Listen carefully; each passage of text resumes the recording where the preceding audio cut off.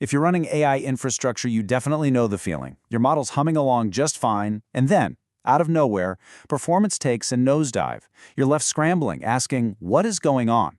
Well, the answer isn't just about adding more monitoring. It's about a much deeper concept called observability. And in this explainer, we're going to break down the essential open source tools you need to get that visibility and keep your AI systems running like a dream. Okay, real quick before we jump in, just the standard disclaimer. This is Module 7 of a larger tutorial, and it's meant for general guidance. It's not a substitute for talking to your own technical or legal pros. And, an important point, we're focusing only on open source tools here. Why? Because in this fast-moving world, commercial products can come and go. But these open source standards, they're built by the community, for the community, and they're here to stay. So, let's just picture this all-too-common nightmare scenario. Your AI model is live, it's serving predictions, everything looks great, and then, bam! Latency spikes. The error rate goes through the roof, the alerts start firing. Where do you even begin to look? What's the needle in this giant complex haystack? Sound familiar? The answer to that nightmare is observability. And look, this isn't just a buzzword for monitoring. It's about having such a deep, comprehensive understanding of your system's behavior that you can diagnose not just the problems you were expecting, but the totally weird, what on earth is happening problems you never saw coming. It's about being able to truly see inside that black box. So how do we actually get this observability? Well, it really boils down to three foundational components. People call them the three pillars. We've got metrics, which tell you what happened, like latency is up. Then we have logs, which tell you why it happened, like database connection failed. And finally, traces, which tell you where the problem is in your complex system. Let's dig into each one. All right, first up, metrics. You can think of these as the vital signs of your entire AI data center. We're talking about hard numbers, things like GPU utilization, memory usage, request rates. When something starts to go sideways, these metrics are the first flashing red lights on your console that tell you what is happening and when it started. And you really can't talk about open source metrics without talking about Prometheus. It is, without a doubt, the king.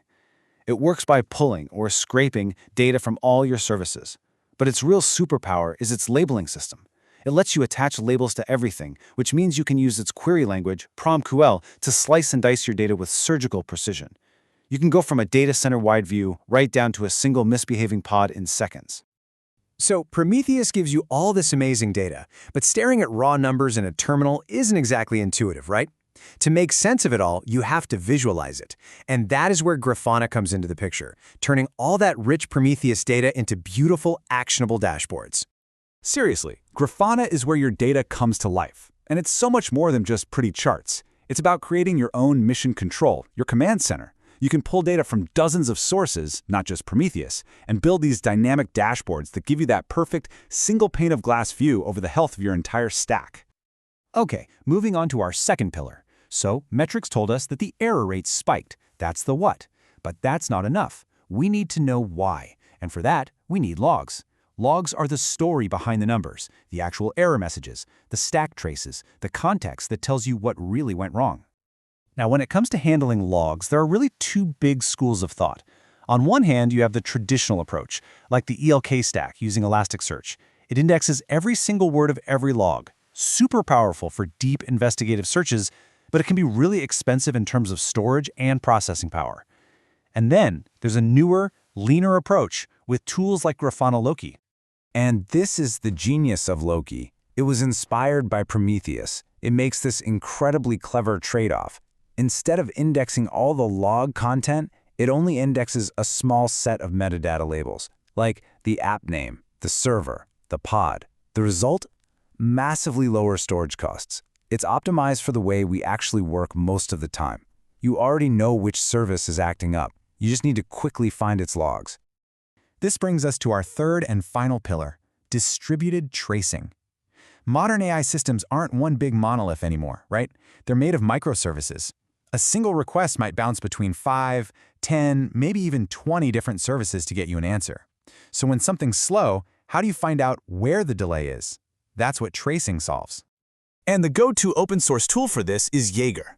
You instrument your code, which is just a fancy way of saying you add some small hooks, and Jaeger can then follow a single request on its entire journey, from the API gateway to the user authentication service to the model inference engine and all the way back.